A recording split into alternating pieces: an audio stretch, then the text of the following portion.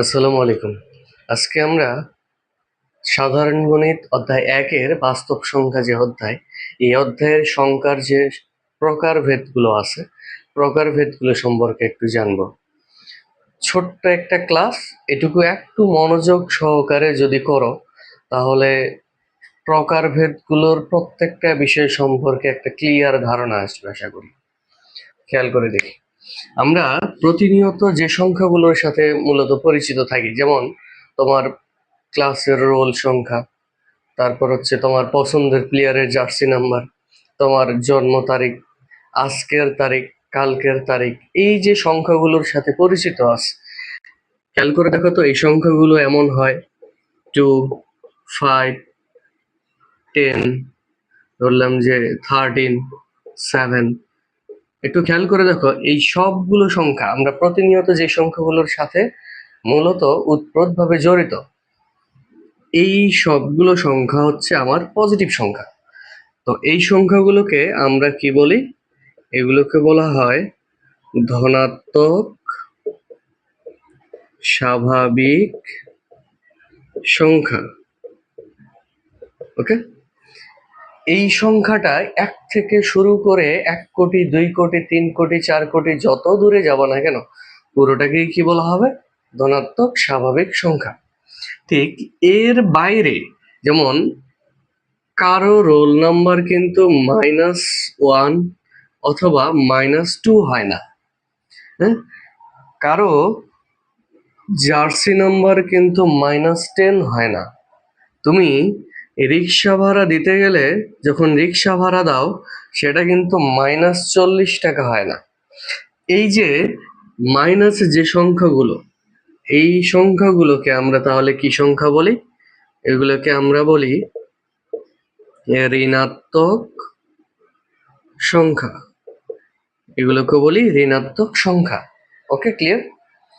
এখন দেখো, এই দুই লেয়ারের মধ্যে যারা আছে, অর্থাৎ এই পুরো সার্কেলের মধ্যে যে ধনাত্মক সংখ্যা এবং ঋণাত্মক সংখ্যা, এই দুটোকে একসাথে আমরা কি বলি? পূর্ণ সংখ্যা। সরি, এই দুটোকে আমরা একসাথে বলি পূর্ণ সংখ্যা। তবে মনে রাখতে হবে, পূর্ণ সংখ্যা কি হয়? শূন্য সহ। শূন্য সহ এই পজিটিভ এবং নেগেটিভ যে সংখ্যাগুলো আছে, তাদেরকে বলা হবে পূর্ণ সংখ্যা।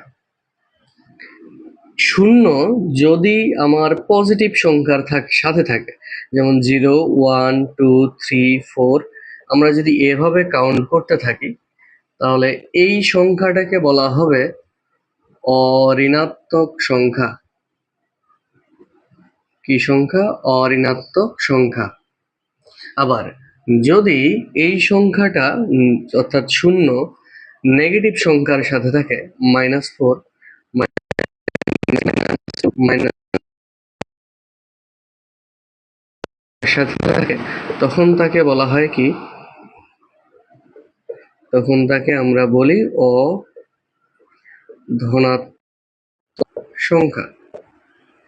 ক্লিয়ার এ পর্যন্ত? তাহলে দেখো, তুমি প্রকারভেদের মধ্যে এইটুকুতে কি কি জানছো একটু খেয়াল করে দেখো। ধনাত্মক স্বাভাবিক সংখ্যা ১ থেকে শুরু করে ১ কোটি, ২ কোটি, ৩ কোটি, ৪ কোটি, যত উপরে হিসাব করব, যত পজিটিভ সংখ্যা হিসাব করব, সবগুলোই কি সংখ্যা? ধনাত্মক স্বাভাবিক সংখ্যা। এর বাইরে বলছি, ঠিক এই সংখ্যাগুলোরই বিপরীত চিহ্নযুক্ত, অর্থাৎ মাইনাস চিহ্নযুক্ত যে সংখ্যাগুলো আছে, তাদেরকে আমরা কি বলি? ঋণাত্মক সংখ্যা। এই ধনাত্মক এবং ঋণাত্মক সংখ্যা এবং শূন্য সহ, অর্থাৎ শূন্য সহ ধনাত্মক এবং ঋণাত্মক সংখ্যার যে আছে পুরো সেটটা, একে কি বলা হয়?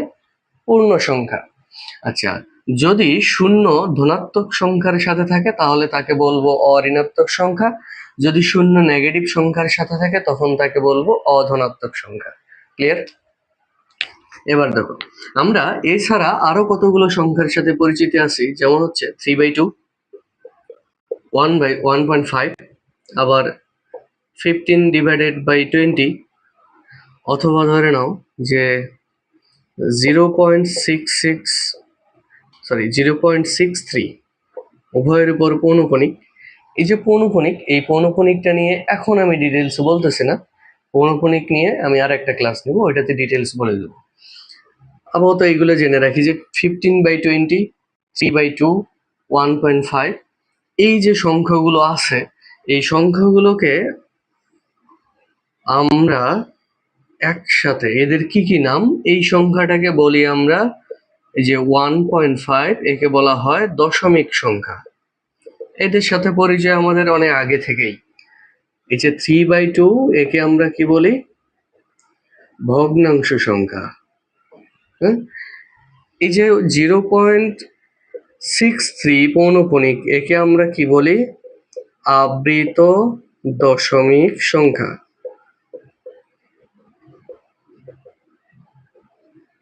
ওকে, তাহলে একটা বিষয় খেয়াল করে দেখো তো, যে দশমিকের পরে সংখ্যাতে যখন আমরা পৌনঃপুনিক ব্যবহার করতেছি তখন তাকে কি বলতেছি, আবৃত দশমিক।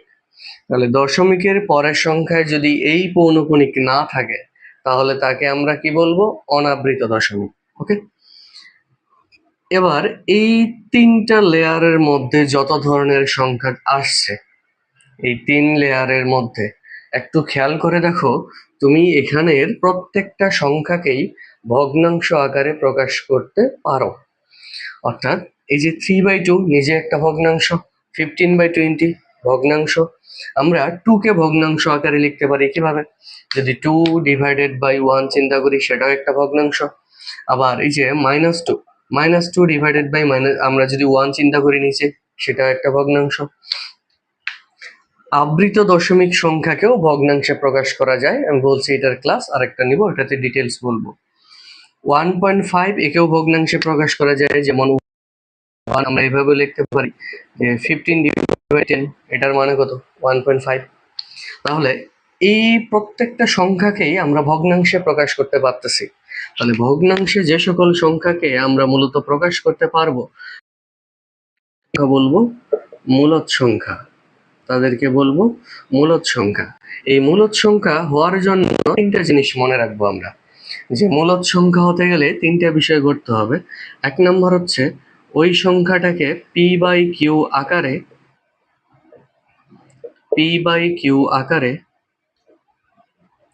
প্রকাশ করা, p/q আকারে প্রকাশ করা যাবে। p/q অর্থাৎ বলতে কি, ভগ্নাংশ আকারে প্রকাশ করা যাবে।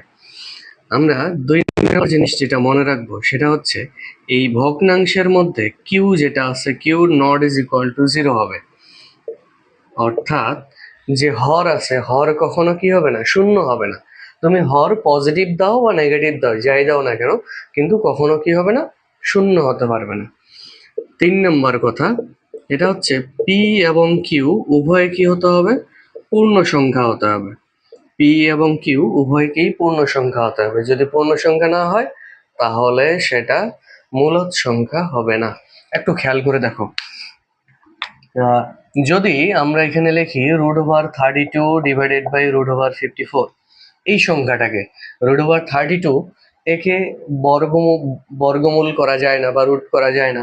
এই যে √54, একেও রুট করা যায় না। তাহলে এই দুইটা সংখ্যাকেই আমরা যেহেতু রুট করতে পারতেছি না, তার মানে এই একটা সংখ্যা আমার পূর্ণ সংখ্যা না। অপর দিক থেকে দেখো, √36 ডিভাইডেড বাই √84, সরি √64, এই সংখ্যাটাকে আমরা কি করতে পারি, যে 36 কে রুট করলে কত হয়ে যায়, 6। 64 কে রুট করলে কত হয়ে যায়, 8। এটাকে আরো কাটাকাটি করলে কত হয়, 3/2, 3/4, 3/4। এই সংখ্যাটা দেখো, আমরা এদেরকে রুট করে পাইছি, কাটাকাটি করছি, এখন যে মানটা আসছে এখানে কোনো রুট নেই। এই মানটা আমার পূর্ণ সংখ্যা। 3 একটা কি পূর্ণ সংখ্যা, 4 একটা কি পূর্ণ সংখ্যা। তাহলে 3, 4 অর্থাৎ পি কিউ উভয় পূর্ণ সংখ্যা পেয়ে গেছি আমি, যদি এটাকে পি চিন্তা করি, এটাকে কিউ চিন্তা করি, এবং এই জায়গার মধ্যে এটাকে p/q আকারেও প্রকাশ করতে পারছি, যেখানে আমার Q not is equal to 0 আছে, কারণ কিউ এর মান কত, 4। সুতরাং এই সংখ্যাটা একটা কি সংখ্যা, মূলদ সংখ্যা। এই যে √36 ডিভাইডেড বাই √64, এটা একটা মূলদ সংখ্যা। যেহেতু এই সংখ্যাটাকে আমরা বর্গমূল করতে পারি নাই, সুতরাং এই সংখ্যাটা মূলদ সংখ্যা না। যদি মূলদ সংখ্যা না হয় তাহলে কি হবে? মূলদ সংখ্যা না হলে যে সংখ্যাটা থাকে সেটা হচ্ছে অমূলদ সংখ্যা। এটা কি সংখ্যা? অমূলদ সংখ্যা। অমূলদ সংখ্যা কি হয়? যেমন পাই 3.1415 ইত্যাদি ইত্যাদি ডট ডট ডট ডট চলতে থাকে, অসংখ্য মান। এটা অসংখ্য মান যার শেষটা আমরা জানি না। আবার ধরে নাও যে একটা সংখ্যা আমি লিখতেছি 2.15634216 ডট ডট ডট, এটারও শেষ জানি না। এই টাইপের যে সংখ্যাগুলো থাকবে, যেমন ধরো যে √2 এর মান কত আসবে? 1.41 something, 412 something dot dot dot dot something যা যা আসে, অসংখ্য মান আসবে। তো এই টাইপের যে সংখ্যাগুলো থাকে যাদের মানগুলো অসংখ্য, যাদেরকে অর্থাৎ অসীম মান যাদের থাকে, যাদেরকে আমরা ভগ্নাংশে প্রকাশ করতে পারি না, এই ভগ্নাংশে প্রকাশ করতে যাদের পারি না তারাই আমার কি সংখ্যা হয়? অমূলদ সংখ্যা। একটু তুমি খেয়াল করো, শুরু থেকে যে ধনাত্মক স্বাভাবিক সংখ্যা ছিল, ঋণাত্মক সংখ্যা, দশমিক সংখ্যা, আবৃত দশমিক সংখ্যা, ভগ্নাংশ সংখ্যা, মূলদ সংখ্যা, অমূলদ সংখ্যা, পূর্ণ সংখ্যা, অঋণাত্মক সংখ্যা, অধনাত্মক সংখ্যা, এইখানে যত ধরনের সংখ্যার প্রকারভেদ তুমি দেখছো পুরোটাই মিলেই একসাথে কি বলা হয়? সবগুলো সংখ্যাকে একসাথে বাস্তব সংখ্যা বা রিয়েল নাম্বার। অর্থাৎ এই সংখ্যাগুলোর সাথে আমরা প্রতিনিয়ত বাস্তবে পরিচিত থাকি, এগুলো হচ্ছে আমাদের কাছে কি সংখ্যা? বাস্তব সংখ্যা। ওকে, আশা করতেছি এই পর্যন্ত প্রত্যেকটা প্রকারভেদ বোঝা গেছে। এখন দেখো এখানে যা বুঝছো এই প্রকারভেদ গুলোকে তুমি আরো কয়েকভাবে মানে ভেঙে লিখতে পারো। খেয়াল করে দেখো তো, এই যে ধনাত্মক স্বাভাবিক সংখ্যা, এই সংখ্যাটার মধ্যে আমাদের কতগুলো জোড় সংখ্যা থাকে, কতগুলো বিজোড় সংখ্যা থাকে, আবার মৌলিক সংখ্যা থাকে, যৌগিক সংখ্যা থাকে। এখান থেকে আমরা এতগুলো পাইতেছি। আচ্ছা, এই সংখ্যাগুলোর মধ্যেই আমাদের কতগুলো সংখ্যা থাকে সসীম, কতগুলো সংখ্যা থাকে কি অসীম। এই যে আবৃত দশমিক সংখ্যা একটা লিখছি আমি, এই আবৃত দশমিক সংখ্যাটা বর্তমান সসীম নাকি অসীম, এটার লিমিট তুমি জানো। আচ্ছা, এই যে পায়ের মান 3.14159 ডট ডট ডট ডট, এই সংখ্যাটা সসীম নাকি অসীম? অসীম একটা সংখ্যা। তাহলে অসীম সংখ্যাগুলোকে আমরা মূলত কি বলতেছি এখন? অমূলদ সংখ্যা। যেগুলো সসীম থাকে, যাদেরকে ভগ্নাংশে প্রকাশ করা যায়, তারা হচ্ছে মূলদ সংখ্যা। আমরা প্রতিনিয়ত যে সংখ্যার সাথে পরিচিত সেই সংখ্যাগুলো ধনাত্মক সংখ্যা, এদের মাইনাস চিহ্নযুক্ত যে সংখ্যাগুলো তারাই হচ্ছে কি সংখ্যা? ঋণাত্মক সংখ্যা। আর শূন্য সহ সকল ধনাত্মক এবং ঋণাত্মক সংখ্যাকে একসাথে কি বলা হবে? পূর্ণ সংখ্যা। আশা করি এই পুরো ক্লাসটা বুঝছো। এরপরও যদি কোনো প্রবলেম থাকে সেটা আমাকে জানাবা, আমি ক্লিয়ার করে দেব। পৌনপুনিক নিয়ে বলছিলাম, পৌনপুনিক নিয়ে একটা ক্লাস নিব, সেটা পরবর্তীতে ওই ক্লাসটার আপডেটও পেয়ে যাবা। পৌনপুনিকের এই এক ক্লাসে আশা করি যে পুরো টপিকটা অর্থাৎ আবৃত দশমিক ভগ্নাংশের পুরো টপিক ক্লিয়ার হয়ে যাবে। ধন্যবাদ।